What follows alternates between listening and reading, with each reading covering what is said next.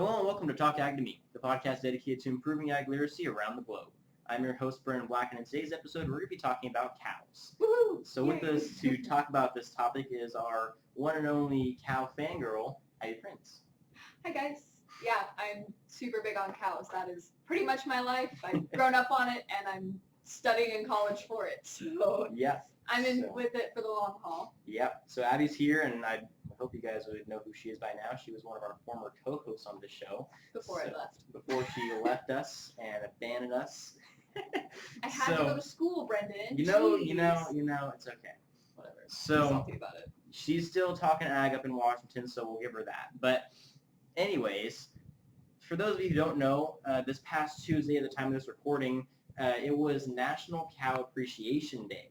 And so, cow lovers all across the country were posting pictures of their favorite cows and their experiences with cows. I was posting pictures of my heifer, who's soon to be a cow, and you're posting pictures of your cows. And everyone was just happy with with their big old milk dogs.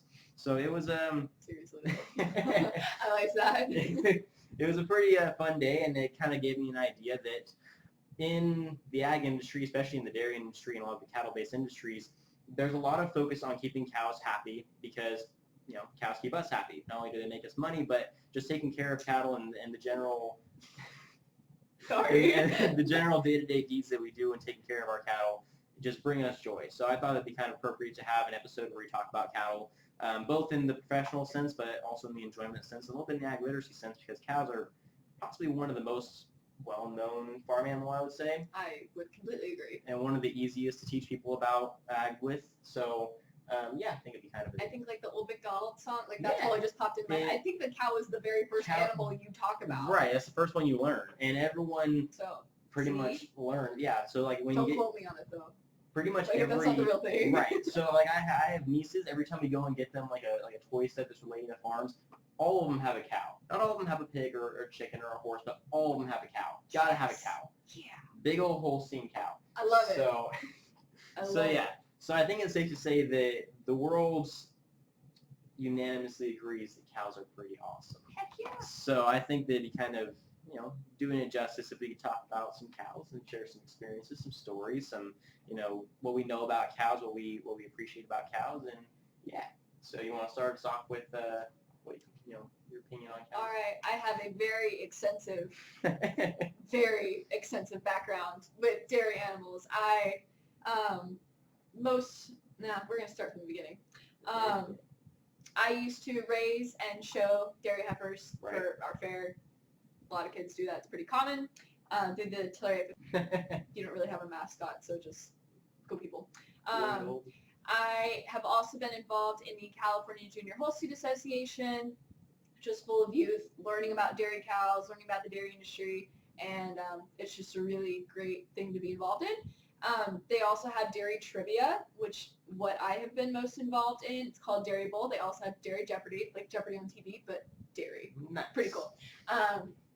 Recently with Dairy Bowl, my team and I went to Wisconsin, America's Dairyland, another fun fact for you, and we won Dairy Bowl. So I will go back to my role as the assistant coach, the national assistant coach, and hopefully one day become the official national coach. That'd be exciting. That is one of my goals. Well, whenever you reach that goal, you have to come back and tell us about it. Heck yeah, I am. So there's that. As in leadership roles as well in the FFA, being a dairy show team leader, helping new kids who've never shown before, teach them about the dairy animal, that kind of thing. And then another recent is Dairy Princess. I was one of them. Haley Fernandez, you've seen her on the show before. She was also Dairy Princess the same time I was. And so we have a lot of background in doing a lot more of the ag literacy side of the dairy industry through Dairy Princess. And so that was always really fun. And then at WSU, I've also been really involved with the dairy industry, through my classes, through different research projects, working with professors, being connected to other people through the professors. So, it's pretty extensive. If you ask me, hey, do you know so-and-so in the dairy industry? That's probably a yes. Yeah. So you kind of, at the end there, touched on a little bit about your experiences with the dairy industry up in Washington. I know that you've been having some pretty interesting experiences with your research. Is there anything about that you can tell us at this point in time? So last October, one of my professors, her name is Dr. Johnson, shout out to you. Yeah, just shout out to Dr. Johnson. She's pretty cool. She has a ruminant nutrition laboratory, and cows are considered ruminants. They have one very large stomach, but there's multiple compartments. Right. So they're called polygastric, and we are considered monogastric. We only have one stomach compartment. So that's kind of another fun fact. So she has a ruminant nutrition laboratory. I've been doing a lot of feed analysis there, more like nutrition work. And so kind of just taking a look at the feed samples, doing dry matter, so all the feed without the water. That's what it looks like. So I've been doing a lot of analysis on that. That's been really cool, looking at fiber and starch and protein and sugar and that kind of stuff. And then in January, I got to start a dairy genomics research project, and so this is kind of my more like expert level stuff. I took majority of the genome of the 800 animals that I have in my study, and I looked at 3 big physical factors of protein and fat in milk, as well as the somatic cell count, which is just your white blood cells in milk. And so I looked at those to see if they were related at all to any specific genes, and there actually are. And so I had a lot of significant stuff come out of my study. Wow. So I hope that one day that can get back to dairymen looking at different genes, like, okay, I want to select gene number 5,300,023, and I want it to be gene A, and that's what I want it to be. That's kind of what I've been looking at. And then we have a little small dairy at WSU. I mean, we milk like 250 cows. It's really tiny, like built in the 1960s. So it's a little outdated, but we have a program up there called CUDS, and so it's Cooperative University Dairy Students. And we have 14 students run that entire dairy. And we have, I think, like 2 out of school people that come in and like milk cows, so everybody's in class, or they help do like the extra maintenance on the dairy. But everything else is run by the students. And so that's been a really big eye-opener. A lot of those kids that are on that team do not have any dairy experience whatsoever. Like, have never seen a dairy cow in their life. Interesting. And they're like, heck yeah, let's go do this. And so they go do it, and they're absolutely amazing at it. That's awesome. Yeah. So that's been a lot of cool stuff that we do at WSU. So go Coots and look it up. Nice. That's really cool. All right. Well, I suppose I'll give you a little bit of my background with cattle overall and just cows. I did not show dairy throughout high school. I was not a dairy princess, unfortunately. I didn't make it past first round. But no, I. That was not okay. But all right, you're good. I've been around cows my whole life. I grew up with my dad spraying flies on dairy, so I was always seeing the big old black and white cows walking through their corrals, and so it was kind of something that I had a lot of experience, and it wasn't something that I particularly took an interest in until I was later in high school. But once I did, I started showing steers, and towards the end of my steer showing days, I got a heifer. So my heifer is about 6 months bred right now. All right. So she's supposed to pop out sometime in September, hopefully. Hoping it's a heifer because then I can have a little operation going. But cool. I'll take a bull.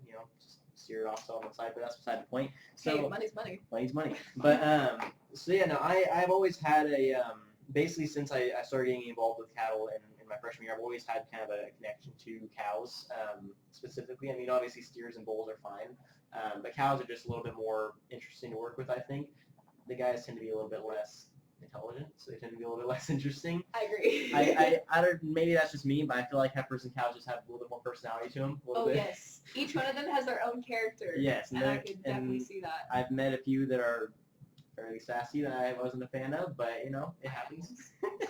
But, yeah, so I've done a lot on the, just the Tulare School Farm alone. I was able to help out a lot with Mr. Medeiros with, whether it be taking out, new calves that were just born, taking them out into the hutch, or helping with hoof trimming with the student projects whenever they're out there, helping a kid break their heifer, or helping organize corrals and move move heifers and cows from pen to pen or help with the milking or whatever it may be. I've worked on several dairies, so I mean, I have had experiences working with the cows, whether it be waking up in the morning, rise and shine, ladies, it's dinner or it's breakfast time, or late at night milking the hospital pens, which nobody likes to do, but it's got to get done. Those cows need to have their milk taken out. But yeah, no, it's just being around cows is an experience that if you don't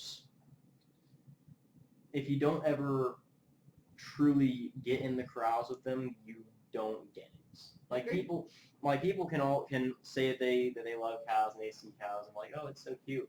But until you actually get to work with them, you do not get that true feeling of appreciation for the cows. Which is not to say that people can't appreciate cows that haven't worked with them, because I know plenty of people that have never even seen a cow in real life that say they love cows, which is great. I'm glad they do. I like it. But I would encourage them to come out and actually see the cow and work with the cow and pet the cow, because I feel like they'll like it a whole lot more. And they'll appreciate what the cow's job is, which kind of brings me to the next segment that I was thinking of, which was, why should we appreciate cows? Man, there's a lot of reasons. So, I mean, seriously. I think if we're going a little bit more in the dairy route this episode. We'll touch on some beef stuff too, but really in the beef industry, cows aren't quite as significant because they're not the main meat providers. Well, they're definitely run differently than the dairy industry. And in the dairy industry, females are ideal. They're desired. That's what the dairy industry is. Right. Which, well, that's pretty much what it is. I'm just saying that you can't have the females above the males, obviously, but the females are more desirable than the males in a commercial setting. Yeah, if you look at any dairy, if you drive by a dairy, I guarantee 99 to 100% of the animals you see are all female. Yep. And whereas in a beef operation, males tend to be more desirable because they pack on weight a lot faster, and they're more easy to regulate their weight gain and their fat to muscle ratio and that sort of thing. And plus, females, they tend to not want to slaughter females as much just because they need them for breeding purposes. It's similar to bulls in the dairy industry. So yeah, it's kind of just one of those things. So it's not that we're not going to talk about the beef industry or cows in the beef industry in this episode. A little different. They're a little bit different, not quite as what you think of when you're talking about cows. I agree. So going back to the original picture question, a cow, you pick a black and white black and white cow, maybe a brown cow, maybe some Jersey. If you're really feeling it, yeah. See, I personally prefer Holsteins as well, so all sided through there. Holstein all the way. I know some dairy farmers in our hometown area that would you have a fight favorite, us on that, though. but it happens. You have a favorite. It's not like you can ride the fence. Like, I'm true. 50-50. No, you're like, you have a favorite. Even if you have both, you prefer one. You favor one over the other. Yeah. See, and for me, it's Holsteins. It's a thing. I like red Holsteins as well, but Holsteins overall. I do like the red ones, but the black and white. Black and white is it's classic. Where you can't beat classic. So, anyways, back to the question. All right, what's your question? Why should we appreciate cows? What are some of the things that cows do for us? All right, so they produce the most amazing milk ever. Bring out my dairy princess now. So milk has 9 essential nutrients that are all very important to your health. 3 of them are underconsumed by Americans. So drink more milk and you will be on the right track of having the correct nutrients. Milk is 96 to 98% digestible. Wow. It is nature's most nearly perfect food. When they take the milk from the farm to get processed into milk, butter, cheese, ice cream, whatever you could think of as a dairy product, once it gets processed there and goes to the grocery store, the only thing added to milk is a vitamin. Need be, if it needs to be. Right. And that would be like whole milk. Like it'd be fortified with vitamin D, which fortified means adding a vitamin. Right. But if you look at the ingredients, it's milk, water, vitamins. That's literally it. They don't put anything else in there. Right. And so for people that are like, I don't really know what's in my food, if you look at the ingredients on the milk package, it's all there. The milk is just so nutritious for you. It's the most perfect food because it doesn't have any like processed or like weird stuff in it. It's just natural, and it's so good for you. And it has all these nutrients. If you could live off of milk, you would be able to survive and be nutritious. Interesting. All right, well, that's definitely I'd say a major advantage to cows, giving us milk. It's in the grocery store. It's pretty cheap. That's for sure. So what about the kind of less known advantages that cows provide us? What can you talk about that? So a lot of people are kind of freaking out, especially in California with the whole methane problem, but it's really not a problem. well, at least not produced by the dairy. Like, Right. methane is produced by the dairy industry. It's just a natural factor. I'm pretty sure humans also produce methane I'm through pretty sure gas. any animal that Everybody does. It's just what it is. excretes, yeah. Everybody So, poops. the fun facts thing of why we should also appreciate cows is people are trying to develop a biofuel from methane Right. and use it in semi-trucks as well as buses. And so that would be just another way that we can help preserve the planet and be like environmentally friendly, is reusing methane into biofuel. So that's kind of cool. There you go. I thought that was pretty interesting, but I'm kind of like a nutrition person, and so I thought that was very cool that we can appreciate cows for producing enough methane to be able to help protect our environment further. Yeah, definitely. So, saving the planet one cow at a time. Heck yeah, man! Exactly. So, yeah. Man, that'd be a good slogan. Yeah. So I like it. actually have a little bit of a tangent I want to go on with that Okay. route. Please And do. I meant to bring this up at some point. I actually did. It just clicked in my head again. But one of the reasons that we need to appreciate cows more than ever is because, and not to get political, but there are certain people that find it would be advantageous, environmentally speaking, to eradicate all cows in the world. Roughly within 10 I've years. never heard that before. You haven't heard that? I Okay, have not. so there was a proposed plan. It's called the Green New Deal. Oh, I know what that is. And Is that what was in one there? of the points, it's got a whole list of points that are supposed to improve the environmental efficiency of the Earth within 10 years. Interesting. And it involved banning all air travel, banning it had a whole lot of different. And one of the big points on there that was kind of an interesting one that a lot of people kind of had backlash against, which a lot of people had backlash against a good portion of the items listed. But one of the big ones was that the plan was supposed to eradicate all cows in the world within 10 years. Wow. To reduce methane emissions, which... They're fools. So Sorry, but... So it goes back to my point. If people are buying that, which not many are, many people even to support that the politician that proposed that idea still thought that idea was a little bit too radical, a little bit too extreme, and it was kind of it was kind of pushed aside as, sure, we'll go with that eventually kind of idea. But if that mentality were to be encouraged, then my point was all the more reason we need to support our cows now because we need them around. Yeah. Well, one of my Dairy Bowl questions is what percent of greenhouse gases are produced by the dairy industry? It's only 2%. Right.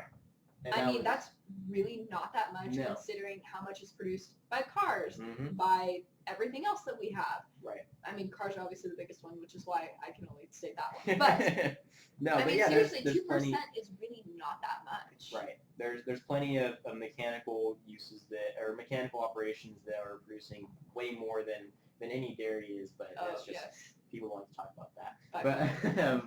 But yeah, that was just a tangent that I just thought of when you're talking about the whole methane thing. It just clicked into my head. Oh yeah, they're trying to kill the cows. Oh, yes. Actually, what's kind of interesting, before I get off on that point, what's kind of interesting is this proposed deal was one of the only things I've ever seen in all of my years of studying animal rights, of studying farmer and consumer relationships, of studying the history of agriculture and how how the consumer's view of agriculture has changed over time. This is one of the very few instances I've seen in which animal rights activists and farmers agree for once. Because the animal rights activists don't want them to kill the cows, and the farmers also don't want them to kill the cows. I believe it. It's kind of the first. It's a little incredible. Wow. The animal rights activists, a lot of the organizations, That's PETA cool. and HSUS, were like, hey, let's not kill the cows. We Finally, everybody's on the right page. Right. We can all agree the cows should not be killed in that way. I agree. And so it was kind of interesting to see. That just popped into my head. But yeah, it's just a show to kind of go back to our theme of today. Everyone can appreciate cows, whether they're on one side of an argument or not, or they're on the other side. Everyone usually agrees that cows are to be appreciated for what they do and for existing. And so yeah, they kind of just Can I call for a teaching moment now to tangent off of yes, go ahead. animal rights/welfare. I know Yes. that there's a difference. There is, and we did an episode on it. If you haven't seen it, go check that out. I actually have her in it. But go ahead. That's been a while ago. So It's sorry. been a long time. We'll do a revamp episode. So talking about the dairy industry a little bit and like animal rights activists, they get very upset that after a cow calves, we pull the calf away. Right. And so a lot of people don't understand why this happens, and the biggest reason is safety. So after the cow calves, calf drops to the floor, cow licks her off, makes sure that she's all clean and that she's good. But then after that, she just goes over and just starts eating. She's drinking water. She's trying to, I'm sure that after birth, like that's like a very strenuous time in an animal or a human's life. And so, yeah, you're going to want to eat, and you're going to want to drink some water, and you just want to go lay down for a little bit. But after the cow calves, there's no motherly connection, and that's just how dairy animals were built. I mean, to be cut and clear about that, we pull the calf away so then the mom doesn't step on the calf. Right, whether it be by accident or just, something happened. But, that's kind of, I know exactly what you're talking about. There have been even people in the ag industry that I've talked to that, not in the cattle industry, but in other industries that have always been confused about that. Why do you take the babies away from their moms? So it's not because we want to. It's all just, it's to keep, the animals in good health. Well, and kind of like a funny story to go on along with this. So my coach Kirsten, her and her husband have a dairy in Los Banos. And so we would do our practices there. And at one of our practices, a cow calved. So the girls, the junior team, we all went out and we went to go see, hey, let's go see the new calf. So the mom is eating and she's like, she looked off her calf. She went to go eat. And so we got a wheelbarrow to put the calf in so we can move it to the calf hutch. We're all, hey, we're gonna take your baby now. Are you good? Yeah. She's just eating. Not even caring. Put the calf in the wheelbarrow. Okay, we're really leaving now. Are you sure this is okay? Right. And the animal has no connection after that. Right. She's there to eat, drink water, chill out, and produce milk, and she's just there to relax. And it's kind of, which we'll have to do a full episode on the whole animal rights thing and the whole phenomenon of the reproductive cycle of livestock, because it's kind of an interesting topic that a lot of people tend to not really understand fully how it works. Humans are one of the few animals that actually stays with its offspring and cares for it in a family manner. Yeah. Actually, I think it's very maternal. Right. It's because there are plenty of, there's plenty of species out there that the mother will stay with the young until they're old enough. Like birds will do it, and certain animals will do it.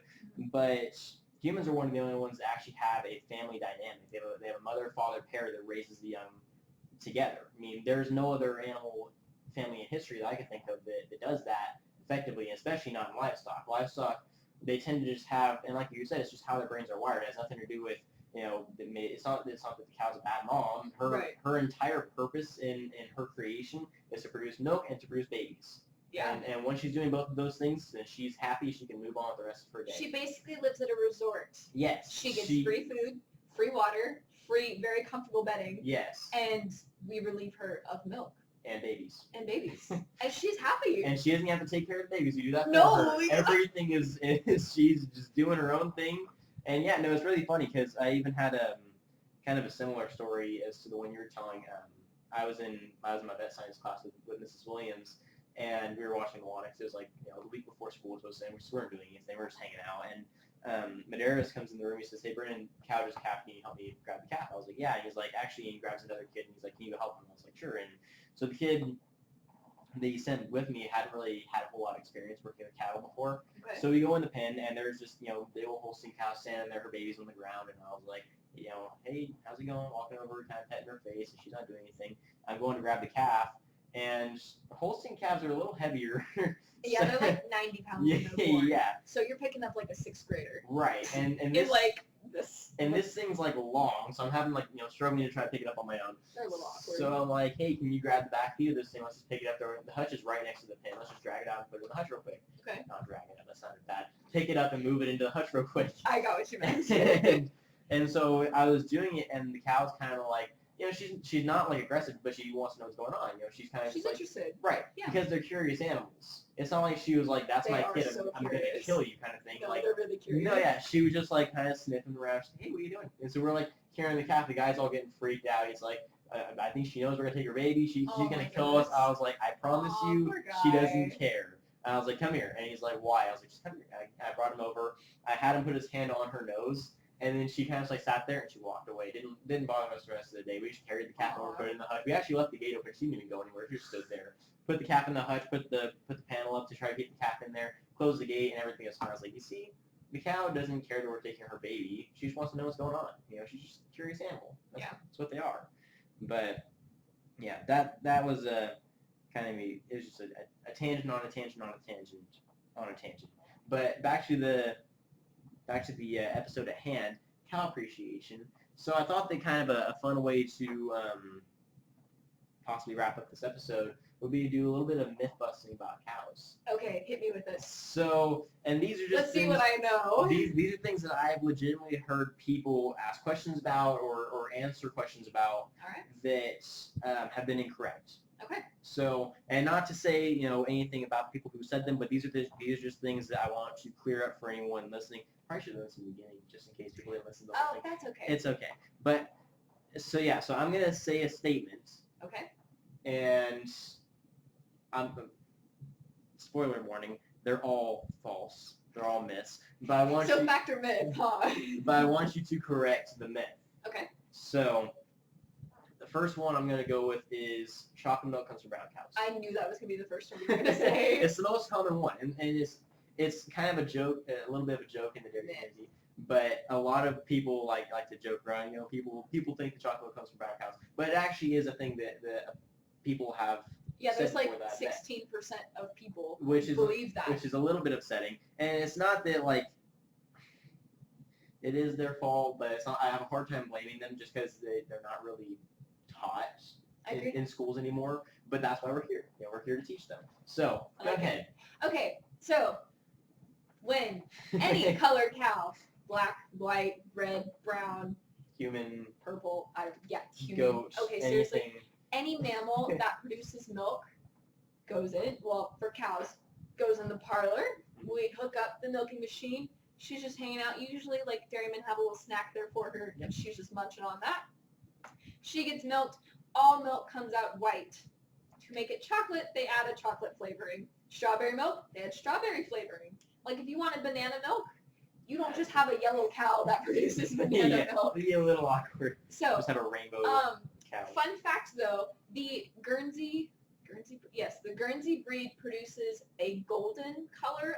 Carotene milk, right? Yes. So just a little fun fact. So theirs is not completely white. It has a gold tint, but otherwise all milk is white, and whatever flavoring you want will be added in later. Which is worth mentioning with Guernsey milk. It's a little bit of an exception because Guernsey milk is also higher in vitamin A, which is what gives it that goldish color. So it's also a difference in nutritional value too. So standard milk with the new standard nutritional content is going to be white. Yes. So unless there's some kind of illness or something, which even then it's usually white, I believe. Nope, it's still white. So anyway, that was the first myth I wanted to because one of the most common ones I've heard. I knew that was going to be the first one. It's something that I just had to clarify. So myth number 2. So this is the one that I've heard, not a lot, but I've heard it a couple times. It's and I know we've kind of talked about it already, but it's something that people just don't really, I guess they don't put two together. Okay. People tend to not understand that a cow has to produce an offspring to produce milk. Gotcha. To begin lactating at all. Okay. So easiest way to compare this to is, actually, I'm going to go briefly through a short life cycle. Okay. So you have a calf. It can be compared to a human baby. Right. It grows up as a heifer. She is still virgin, she's never been pregnant before. Mm-hmm. It's like a teenager. Right. She's growing. She's figuring what stuff is. After she gets bred, she's pregnant for 9 months, just like a human is. So still good comparison.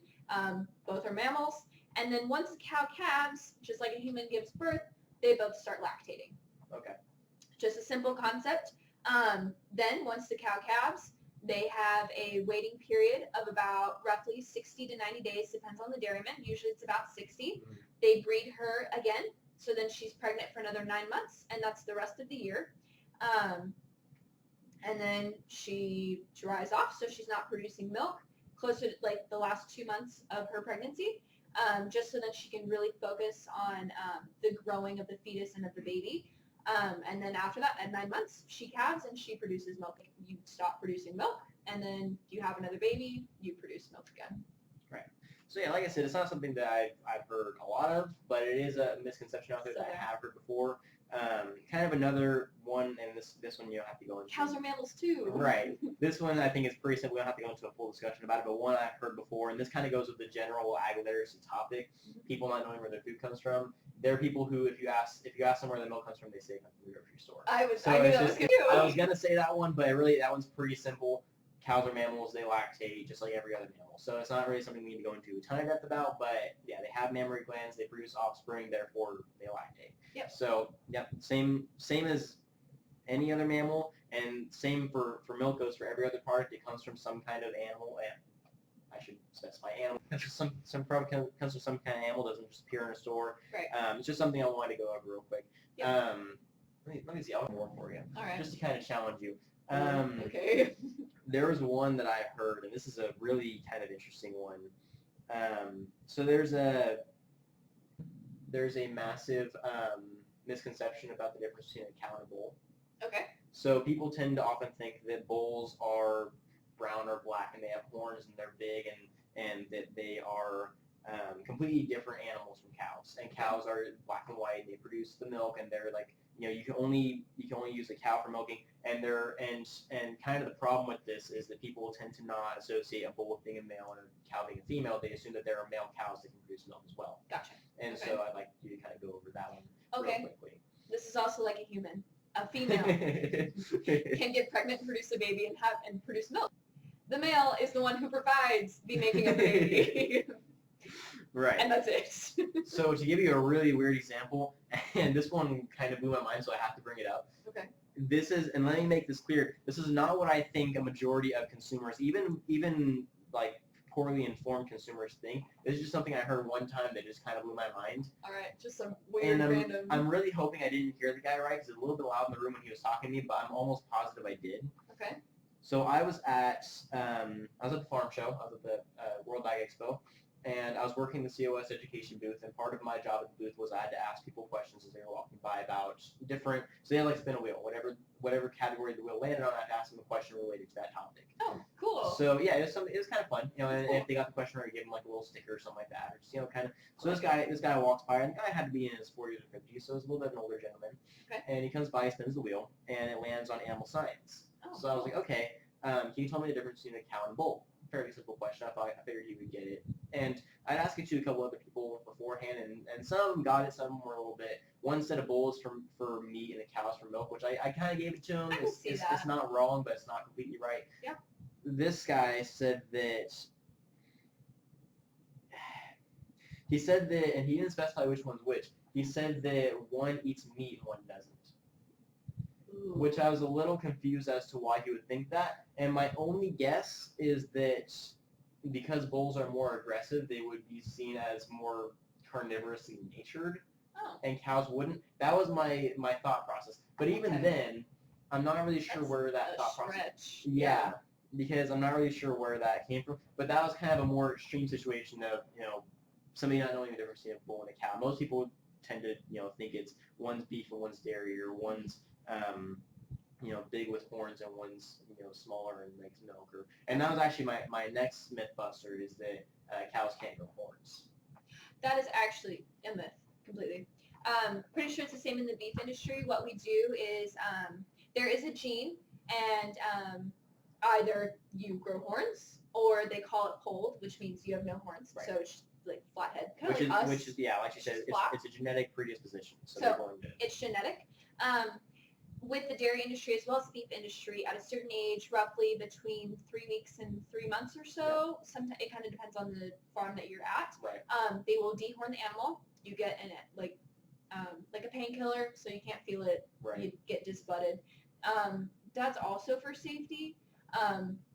Yeah, I guess depends on the animal. They look pretty. Yeah. But it's definitely for safety, because if you have two animals that can be aggressive at some point in their lifetime, and they butt heads with another animal, they could make a puncture wound. They could spread infection somehow. I mean, it's a really big safety factor. So if they're polled or if you just bud them, they just butt heads like a human would, and nothing happens. I've actually even heard of cattle butting heads and getting their horns locked and then hurting each other that way. Either they tear a horn off or they run into something. Or they do some pretty ugly stuff. So also getting like horns stuck in the fence. Yeah, if they can't get out.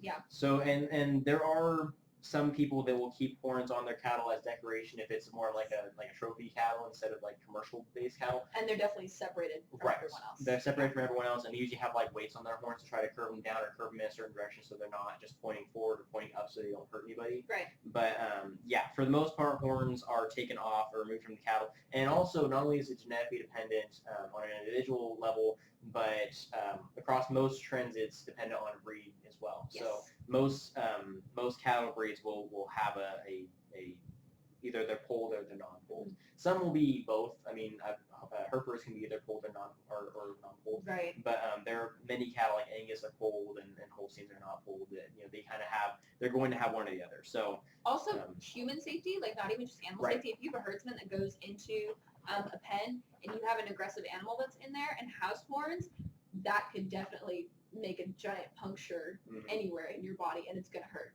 So also for human safety, just to throw that little tidbit in there. Yeah. So that was the last of my my myths. So that's myth busting for cows. Heck yeah, man! I got all of those. So, and I actually was gonna wrap up the episode here, but I just remembered I did promise we were gonna talk about beef cows. So I have one thing about beef cattle I do want to bring up. This will be right up your alley, so you'll enjoy it. All right. So what's interesting about beef cattle is that, like we were kind of talking earlier, cows are not as desirable as bulls because you can get steers and you can produce beef at a much more efficient rate than on a heifer. Heifers tend to not grow as fast as steers, and they're harder to regulate their weight with, and part of that's due to hormones, part of that's due to just male-female differences. Yes. Yeah. So there is and maybe you've seen this before. There was a recent article posted on Wired.com. I'm not sure if you're familiar with Wired.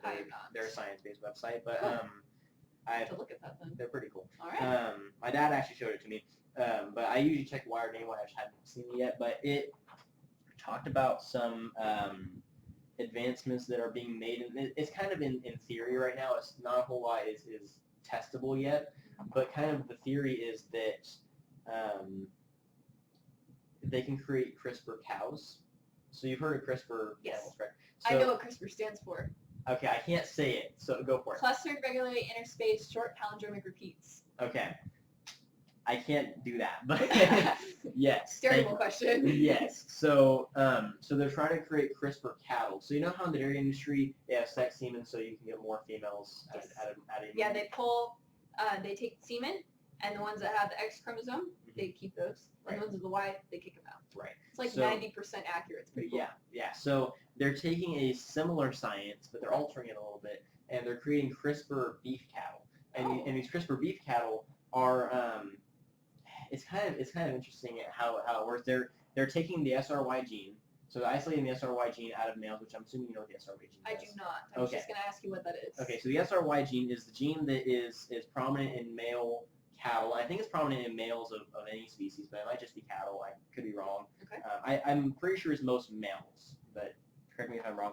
But basically, it's the gene that demonstrates masculine features. Oh. So the SRY gene is the reason that steers and bulls are so muscular and big and strong, whereas heifers are not. They're a little bit lankier and a little bit skinnier, and they tend to not grow as fast. Right. And so that's why a beef cow versus beef bull, pretty massive difference. Yes. Steers can be a little cowish because they're fatter and they don't grow muscle as fast as a bull because they don't have testosterone. But that SRY gene is what makes them so masculine in a lot of their features. Dang, and cool. So what they're trying to do is they're trying to isolate this SRY gene because it's present in all cattle. Every chromosomal sequence has the SRY gene in it. It's just turned off for females. So they're trying to turn it on in females. So females exhibit masculine traits like males to make them more productive from a beef standpoint. Wow. Which would be interesting, but my concern with it is they're going to take away from their reproductive value.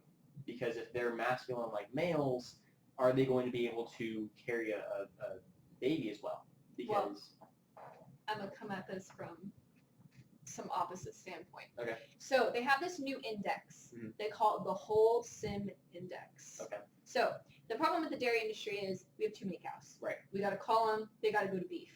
Well, a Holstein calf that gets sent to beef is not going to grow meat on as fast as a beef bull. Right. Which is, I mean, that's what it is. So what they're doing with this wholesome index, they're taking a Simmental Angus crossbred bull. Mm. They're mating it with a Holstein female to get a beef calf. Okay. That goes to slaughter. It will gain meat on So- like a beef animal would. Okay, I can see how it would work. Interesting. So instead of doing the CRISPR gene, you use Right. the wholesome index. If you have too many animals, you're trying to sell part of your herd off, or you have an animal that just is not doing so hot. She's Right. at the lower end of her life. You breed her, or she's a good milk producer, not great with calves. Breed her to a Simmental Angus cross, get a Gotcha. beef animal, get some money out of her, and Yeah. she produces milk again. No, that makes sense, and that's a little bit more of a natural take on this whole process. Basically, what they're trying to do in the beef industry is they're trying to take. So basically, you can produce with males and females, kind of, and so it's more like.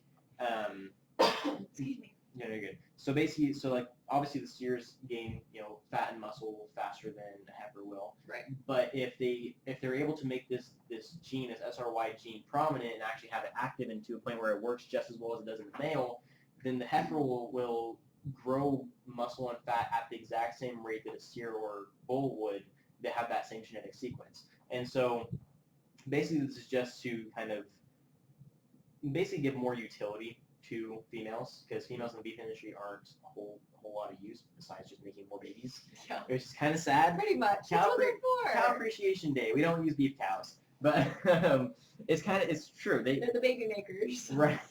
Or beef cows. But what It's are you what gonna it do? That's how they is. are. But That's what the industry is for, though. right, it is. And so they're trying to change that to a point where beef cows can be as productive as beef males.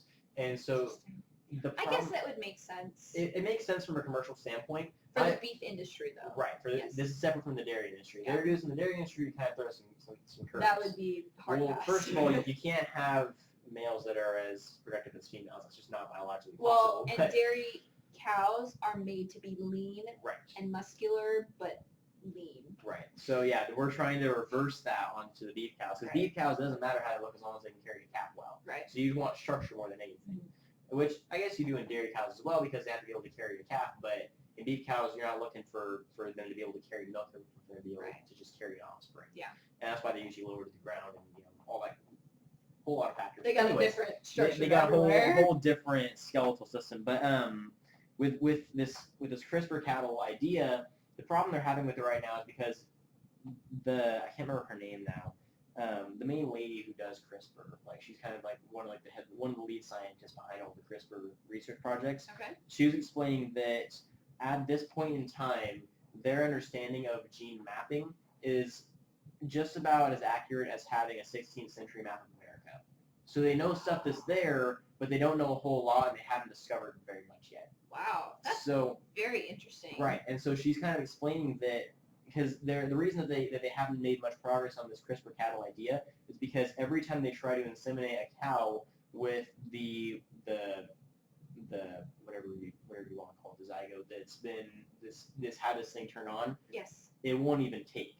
And it's not that the cow is like it's not like, because I was thinking if they produce a cow like this, the cow wouldn't be fertile because it's got more masculine genes that are kind of suppressing its estrogen levels or something that would cause it to not be as fertile. Something would change. They can't even get the cow to take to the altered The embryo. gene. So it's like they can't even make an example for us to try it on yet. That's kind of the step one, is they have to get the cow to even be able to get pregnant by this thing first. So basically their theory is that when they turn the SRY gene on, they're turning something else off in the kind of the fertilization part of the process is what their guess is. So like it'll start fertilizing, turn the SRY gene on, and it stops, and it won't go past a certain point, so it will never fully develop. I wonder if in like a beef animal, if it's not turned on until a certain age. That'd be my guess. So I'm not really sure. I have to do more research on that. But yeah, that's kind of the problem they're facing right now with CRISPR cattle. Is I'm gonna have to look at that. they don't know a whole lot about what they're looking at yet. So Very interesting. yeah, so I thought that you'd kind of find that interesting. I like genetics, and so I like cattle. Yeah, so back to Cow Appreciation Day, appreciating those cows but making them even more productive. So now we have more left for beef cows because they can produce as much, well, eventually, hypothetically, they can produce as much as the males. But we love beef cows all the same. We love all of our cows all the same. But, yeah, so that's going to be about it. A little bit of a lengthier episode, but hey, the cows deserve it. Oh, yeah. So, yeah, so any other further comments you have for... Just look at what you are buying in the grocery store. Yeah. We have this fact about like almond, not milk, it's beverage, but regardless, when you see it in the grocery store, we read some articles through Dairy Bowl, and it talks about how almond milk, if you take an 8-ounce glass of milk, guess how many almonds were used to make that 8-ounce glass of milk? Say like 23. 3 to 4. That's how many almonds are in an 8-ounce glass of almond milk. Really? Seriously. Huh. We don't. So there's that. They also, like, an 8-ounce glass of, like, dairy milk has 8 grams of protein, so 8 and 8. Right. An 8-ounce glass of almond milk has 1 gram of protein. So for the people that think, almond milk, we're doing great. You're really not. Yeah. Sorry. Oh, I just thought of another Mythbuster. Hit me with it. Okay. The Mythbuster I just thought of, because you bring up milk and nutritional content and stuff. So, myth or fact, milk contains hormones. Yes, that's definitely a fact, but all milk contains hormones because it is produced by a dairy animal. But for like the RBST free, like if you see that label on there, it's so dumb. I hate that they put that on there. Once the milk is taken from the dairy and goes to processing, it gets pasteurized. A lot of milk also gets homogenized. Pasteurization means it gets heated up to a really high temperature, kills off like 99.9% of bacteria, and that includes like hormones. So yes, like there's still hormones in milk, they will do absolutely nothing to you. So the myth part I wanted you to kind of debunk is that, and you kind of already touched on it, but does having hormones in food affect the body? No. Absolutely not. All right. That's all I wanted to know. You could, I learned this in high school I learned it sometime during my high school career. You could take an RBST, it's a shot, and you could give yourself the shot, it would do absolutely nothing to you. Right. Because it's only for every cow. It's not for you. It's specified to their genetic sequence. So if you drink, if there is any sort of hormone in that milk, you will not be affected by it at all. And that kind of, which I'm not going to get on a big tangent, but that kind of goes back to the whole idea of things being in our food, whether it be GMOs or antibiotics or pesticides or hormones. There's already all that stuff in your food before we add it. It's not going to change it after we add it. Right. So, I agree. So yeah, just wanted, that just popped in my head. We have the safest food in the world. We do. We have the strictest regulations. In the world. There's absolutely nothing wrong with your food. And if you see a little outbreak on TV, so what? Most of the time it's down to the consumer. It's rare. Anyway. It's rare. Yeah, it's down to the consumer. I mean, it's. You don't wash your lettuce and then you're done. Yeah, you're chopping up, raw chicken on a cutting board and then putting your tomatoes on it. No wonder you're gonna get salmonella. That's how that happens. But yeah, no, that's we need to have a food safety episode too because that's a whole other topic. We could do that. But yeah, so I just wanted to wrap it up because we're getting a little bit long here on the episode. But I just thought that one I did. That's good. But yeah, so if you have any myths, please call us. Yes, if you have any myths, if you have any questions about cows, maybe we could do like a myth debunking, like yes, overall, just all ag. Yes, that'd be a fun episode. That would be really cool. I would really enjoy that. We'll do that. So we'll do a food safety episode. We'll do a myth busting episode. You're gonna see a lot of Abby lately because she's home for summer. So we're gonna for a month. I leave a month from today. We're gonna to milk her dry this summer. Pun intended. That was good. But so yeah, just like to thank all you guys for tuning in. Hope you guys appreciate cows as much as we do because cows are awesome. You can thank them every single day for everything they do. And as Abby was saying, pay more attention to what you're eating, what you're drinking, and think about the process that your food goes through to get here. And thank all. If you don't know, ask. Yes. A farmer. Ask the farmer. Like Google. No. Don't ask Google. Don't ask Google. Don't ask the retailer at the store. He doesn't know either. Ask a farmer. Ask several farmers just in case.